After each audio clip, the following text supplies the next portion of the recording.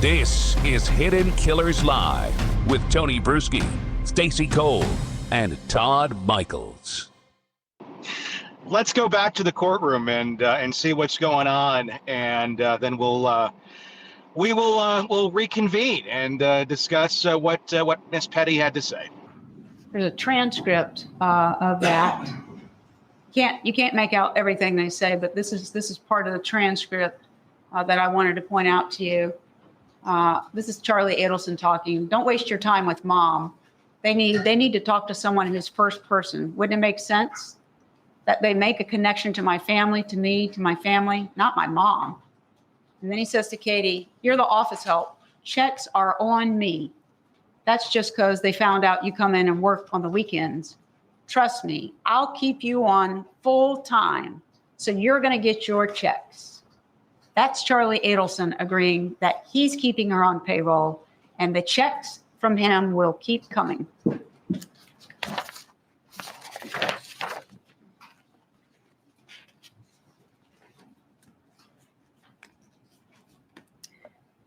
After the bump on the street, Mrs. Adelson receives a letter.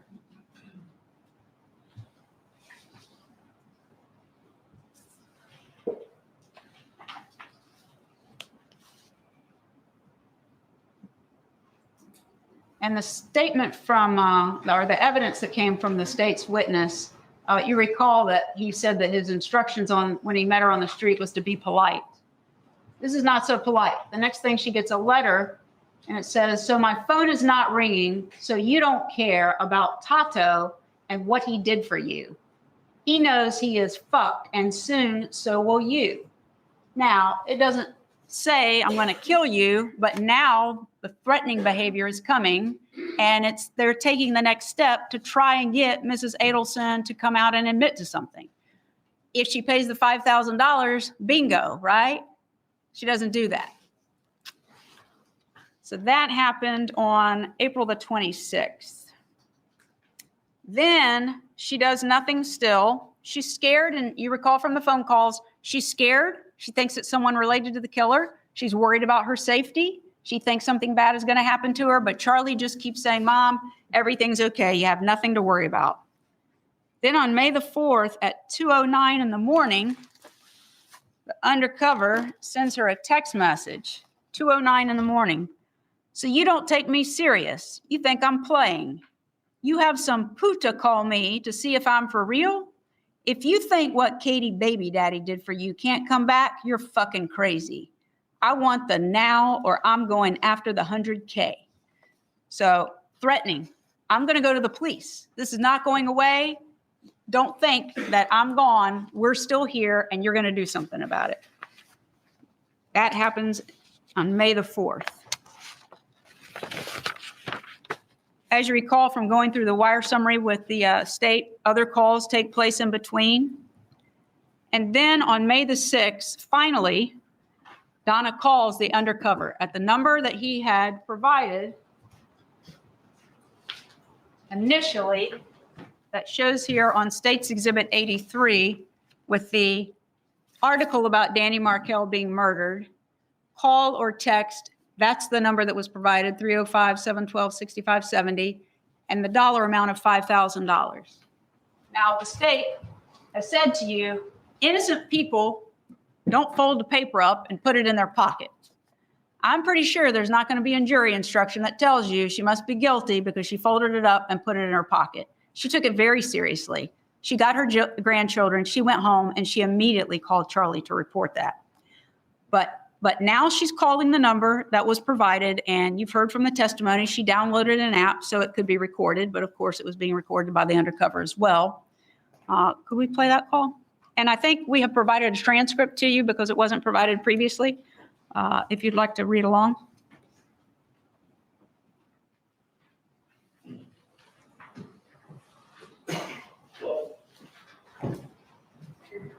This is Mrs. Adelson. Is this, Sandy? Sandy. Okay. My grandchildren had my phone before, so, my. Is it Adelson? I'm Mrs. Adelson. Yes. My grandchildren had my phone before, so that's, and I just got it to call. You left a message on my voicemail. Right, you did. No. This is my problem. You approached me on Alton Road. You handed me an article from a newspaper about my ex-son-in-law. You told me I need to call you and help your friend who is in prison. Now, at the time you did that, I didn't understand what you were talking about. I didn't call you back. Then you mail me a threatening letter. Then you send me a text message to my phone that says I'm not taking you seriously. So I am taking you seriously. And I really want you to listen to me. I have to tell you, this is important. I have been so stressed out. I have spoken to 10 or 12 people who are close friends of mine, telling them about this and basically picking their brains and asking them what I should do, because I don't know your friend who is in jail. You mentioned a name, but I don't even know his name. I've never spoke to him. I don't know what he looks like. I've never met him. I'm sorry your friend's in jail, but I don't know what that has to do with me. You know exactly what it has to do with. You know exactly what it is. Listen to me carefully. Listen to me. You just got to listen to me. You need to No. who this person looks like, what their name is, something, because I know there's a big reward out there, and if you need money for your friends, that's the way you get it. I mean, I'm asking you nicely. I don't know who he is. I am out of the loop. It is not me. If I can help, I would help. I mean, that's what. Just like I told you, listen to me. Just like I told you that day, we know that your company has a problem up north. We know that problem was taken care of about 1.5 years, 2 years ago. And we know that Stacy has been taken care of. It has been taken care of. Now my brother in jail, we were in Broward together. He told me the whole thing. And he hasn't been taken care of.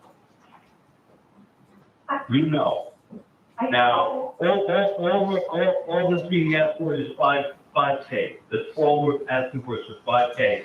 And he told me everything, and I know everything. I know who's involved. I know everything, and I'll get the 100K for myself. You know, All I have to send a 5K. Everybody knows what's going on. You're saying everyone knows. I know I lost my ex-son-in-law. I did not have anything to do with it. That's why I said, ask him what. That's what my brother Tato told me. He told me everything when we were in jail. He told me everything and who was involved. I know everything. Well, I don't. That's the problem. I'm telling you, it's not me. It's not me. I have had a year of aggravation, 1.5 years of aggravation over this. My daughter, my grandchildren. It is not me. And when I asked my friends, what do they think? They said, well, this person needs to get a description of you because of what you look like. Or it's not me. I don't know who caused this. It wasn't me. I mean, I don't know. Just like that day when I talked to you, this is not going away. This is not going to go away. The Tato told me everything. He wasn't being taken care of. He needed the 5K. Spend 5K. That's all we were asking for. I don't know who Staco is. You know, we know you know who Tato is, but you know who Katie is. And you know the contact Katie has. And she has, listen to me, let's stop fucking around. Okay? You know who Katie is. And you know that Katie has somebody that knows stuff. And they took care of a problem for you people. That's just the bottom line. The bottom line is you know who the fuck Katie is. Look, I don't. I'm not fucking around with it. You know who Katie is. You know that they took care of Katie and her people. Nobody's taking care of Tato. I know you don't know who Tato is. No, But we know who all of you are. And this ain't going away. you know what? So I can give you you want to send the 5K? Here's what you need to do. You need to go and. Don't tell me what to do. I know what to do and I'm doing it. You're looking for money, get $100,000 or whatever whatever the reward is. It isn't me. You have got the wrong person. That's why I said ask your friends. You're Donna Adelson. Yes, I am. Yes, I am. Well, I know, and we know who's involved in all this.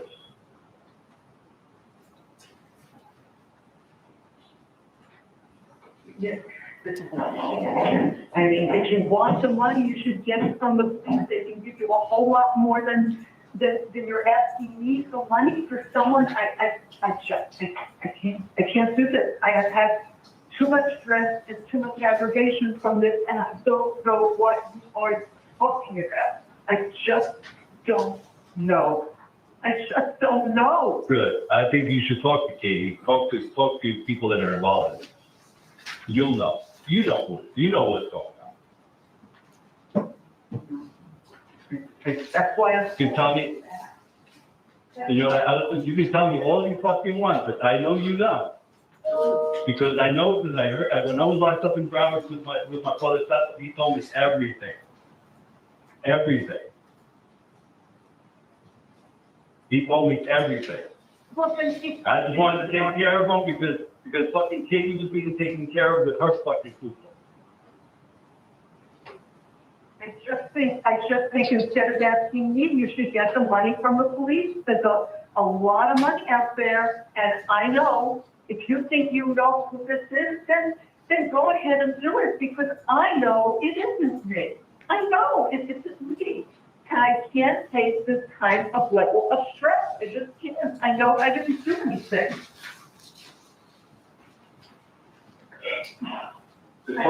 Talk to people, you talk to the right people, you talk to people, you make this 5K come for me. That's all I need. Just do it and get it to me. Do it and get it to me. Bye.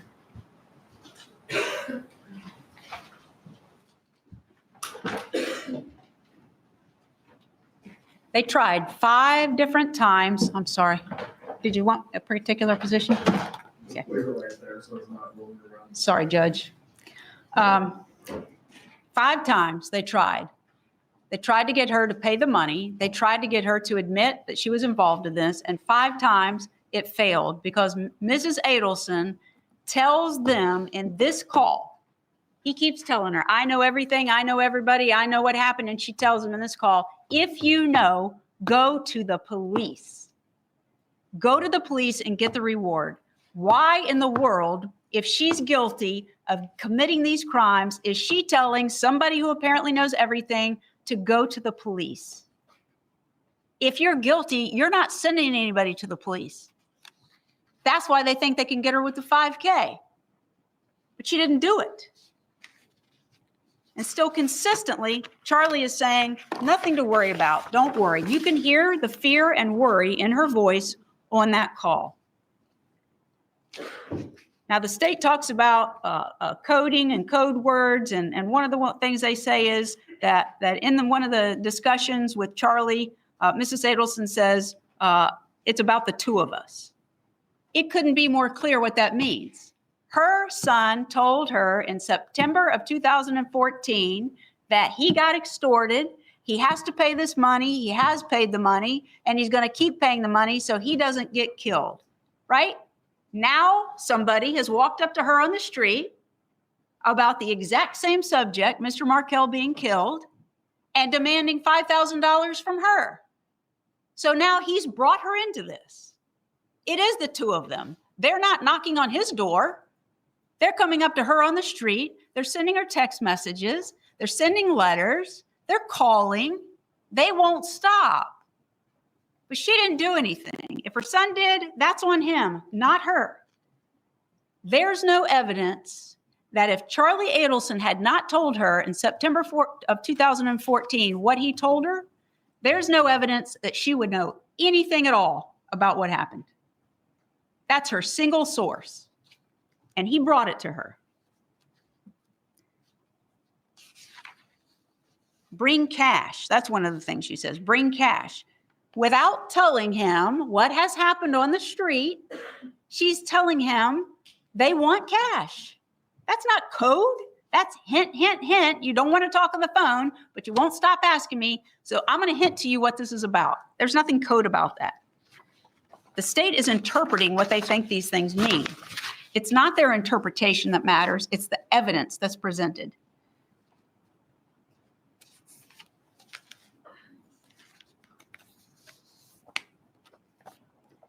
The judge has read you the jury instructions. So I'm not going over all of them with you, but I want to say this.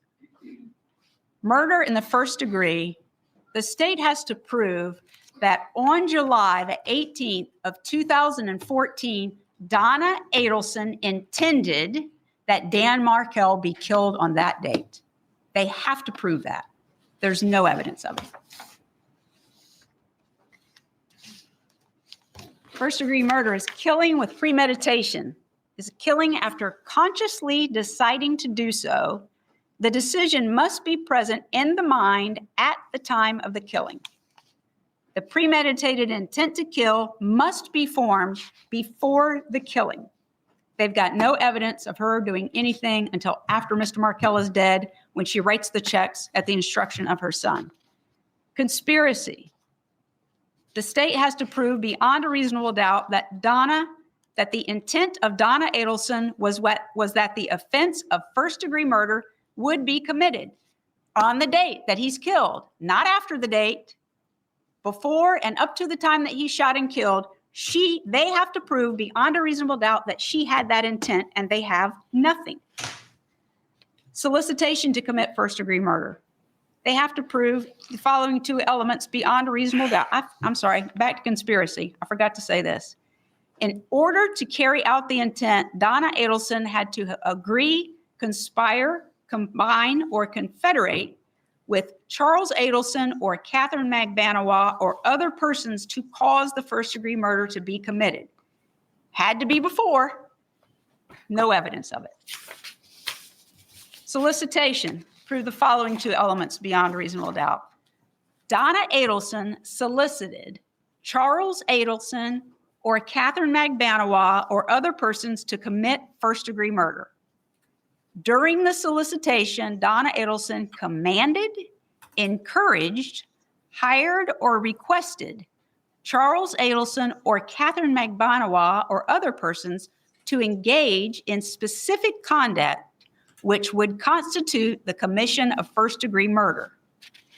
What does solicit mean? It means to ask earnestly or to try to induce another person to engage in specific conduct. We know that the state has not presented evidence of Mrs. Adelson actually shooting and killing Dan Markel. They are asking that you find her to be a principal, that these other people did the killing, but she's a principal. And to prove that she's a principal, you have to show that she helped another person or persons commit the crime. In doing so, the state has to prove beyond a reasonable doubt that the defendant intended the crime to occur and the defendant did some act or said something that was intended to and that did incite, cause, encourage, assist, or advise the other person or persons to actually commit the crime. For first-degree premeditated murder, the state must prove the defendant intended that the killing of Daniel Markel occur. Then you heard the instruction of a principal when active participant is hired by the defendant. If the defendant paid or promised to pay another person or persons to commit a crime, to commit a crime means she paid or promised to pay them before they killed him. There is no evidence of that at all. She never paid any of her money. All she did was write the checks that her son told her to write from his business account.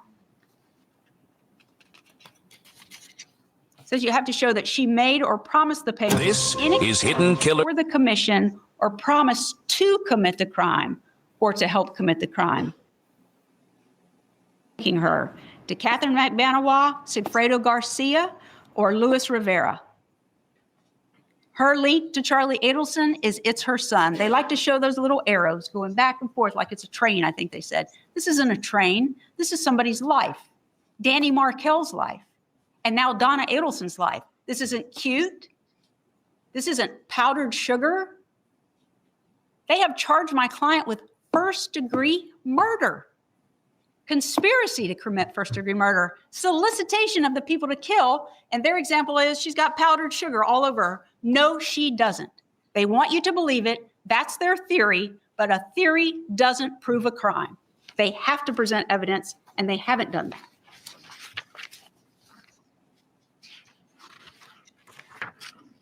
Let's talk about Vietnam.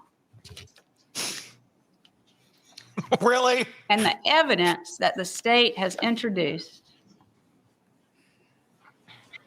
Their exhibits 129 and 130 are the visas for Donna Adelson and Harvey Adelson. That one's Harvey's. Would you put it on there? Now, there's something very important about these. It says their name and what they're going to do. You see that line? It's in, I guess that's Vietnamese, but underneath it, it's in English. And it says good for single/multiple entries. That it is a visa for tourism, not residence. It's a visa for tourism. They can come and go as they please. And that it is good until, here's that date.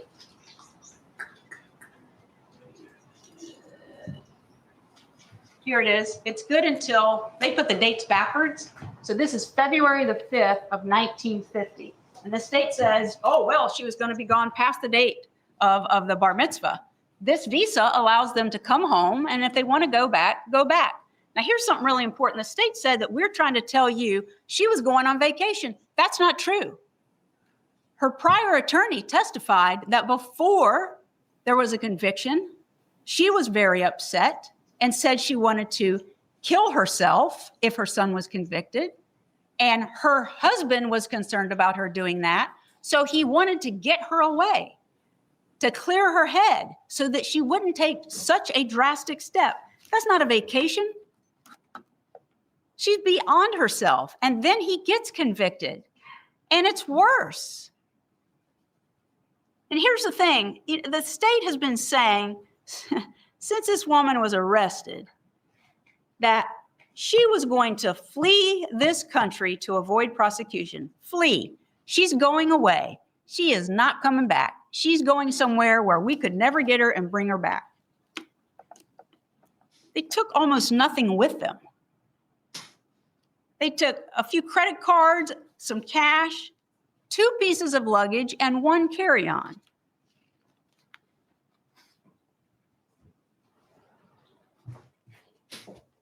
You're arguing the wrong point. 147. When the search warrant was executed, after Mrs. Adelson was taken into custody, here's the luggage in plain view keep going. with the tags on it to go to one stop and then to Vietnam. And that's terrible. I'm sorry, I'm not criticizing. Yeah, don't You gotta criticize. hold it. In any event, there's the luggage. Jackie. Like the luggage It's there somehow when the search warrant is exonerates her. executed. And the gentleman from Miami, what did he tell you about that when they executed the search warrant? What They package? didn't even look in the luggage to see what they had. They Not open it up even and there's look like in the 50 luggage. dildos in there. More important than that is they conducted, according to him, a thorough search. And this is State's Exhibit 160. And it's not real easy to see, and I might just have to pass it along to you because this is really blurry.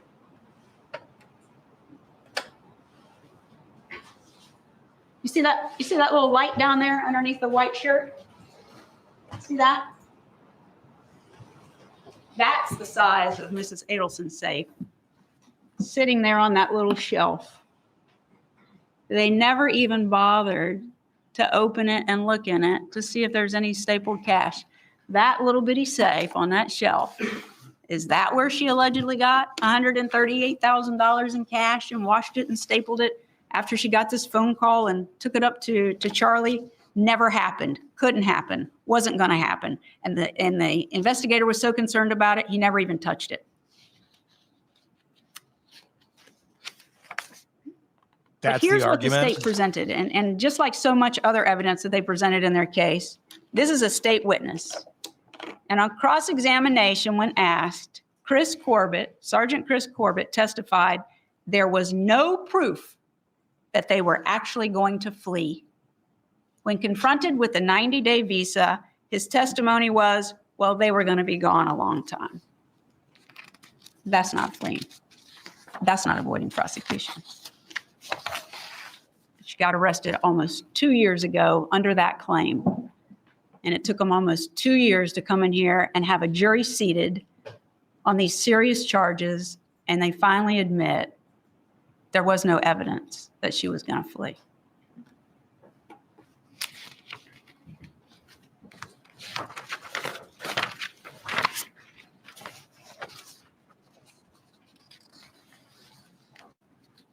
Danny Markel was killed on July the 18th of 2014, and Mrs. Adelson, according to Agent Sanford, was a person of interest, but she was not arrested in 2014. They immediately started, according to him, gathering bank account information, emails, phone records of Donna Adelson. 2015, she was not arrested. In 2016, they conducted the bump operation against Donna Adelson, and we've just gone through that entire bump operation. And still, even though others were arrested, Donna Adelson was not arrested. She was not arrested in 2017. She was not arrested in 2018. She was not arrested in 2019 or 20 or 21 or 22. Not arrested. And what did Agent Sanford tell you? That they had listened in on this call or heard the recorded call where Mrs. Adelson thinks she's gotten cut off from her son, and she's talking about going away, getting airline tickets, and she wants to kill herself. She talks about it on there. She wants her and Harvey to do it together. And he wants to get her out of town and away from the media and clear her head. And Agent Sanford said, here's how invested he is. They think they might get a warrant for her on the day that she's arrested.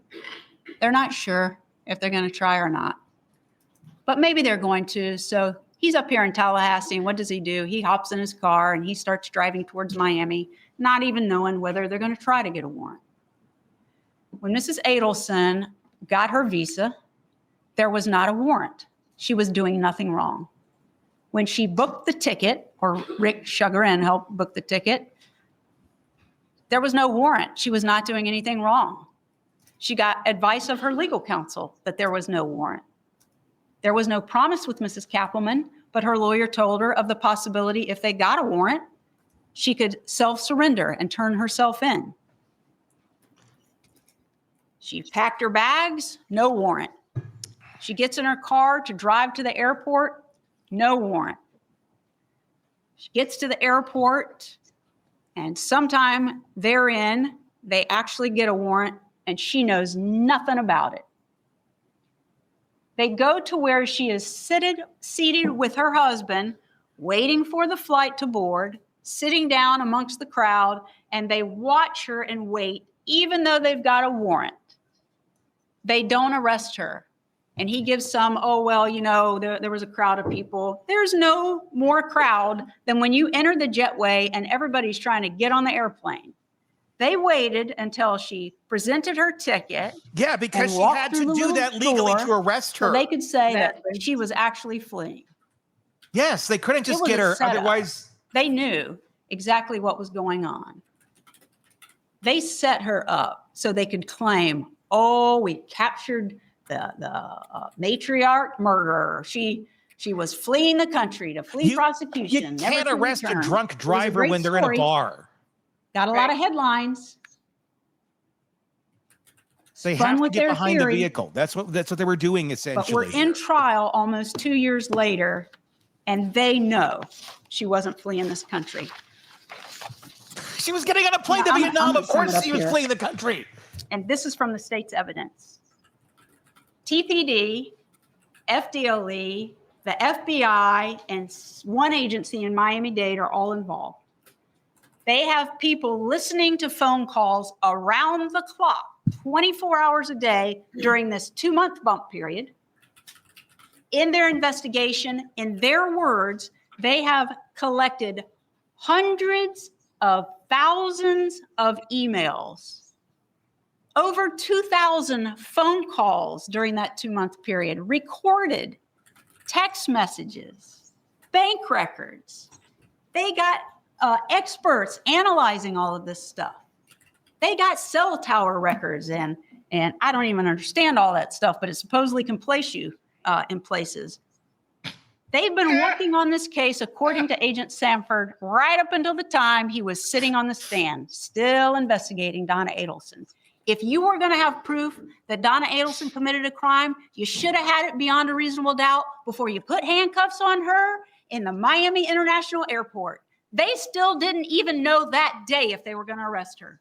In all the evidence they have collected, she can't help but run her mouth. Not a single email, no phone calls that are recorded, no written documents, no emails, not one single thing that said anything about wanting Danny Markel killed. The most aggressive thing they have are her foul words and wanting to aggravate him. This is not, could she possibly have done it? Could she probably have done it? Might she have done it? You have been sitting here hearing testimony for almost 2 weeks, and there's not a single piece of evidence that connects my client to that murder. Really? Charlie Adelson? Yeah. Okay. She's not good at math. She's the one who said she hated him. She is not mathing well. He's the one fighting with him in court. They're even backing over Donna Wendy Adelson, again. Nothing. Not a single piece of evidence. You have to find her not guilty because they have failed to do their job on all 3 counts. They cannot prove she had him killed. At the time that he was killed, she had paid anybody or asked anybody to do it. Please take this case seriously. Please go back and review the evidence. Please discuss what's been presented. Don't get talked into something that you don't agree with. The verdict has to be unanimous. If you don't reach an agreement, if you can't be unanimous, there's another procedure we go through. But please don't buy into what the state is about to do, telling me how wrong I am or telling you how wrong I am about everything and how they have this mountain of evidence, because they admitted it. Agent Sanford admitted it. There is no direct evidence linking Donna to anything. Yes. And all this circumstantial evidence isn't really circumstantial evidence. It's argument about what it could mean, what it possibly mean. Could it have been? That's not beyond a reasonable doubt. Woulda, coulda, shoulda, baby. Ms. Fulford, State, you may give your rebuttal. Boom. Oh, here we go. We're going right into it. Woo, get your popcorn, Todd. I'll get it. We might need to crack open a couple of beers too. Let's pause this just for a second and just talk about what we just saw there.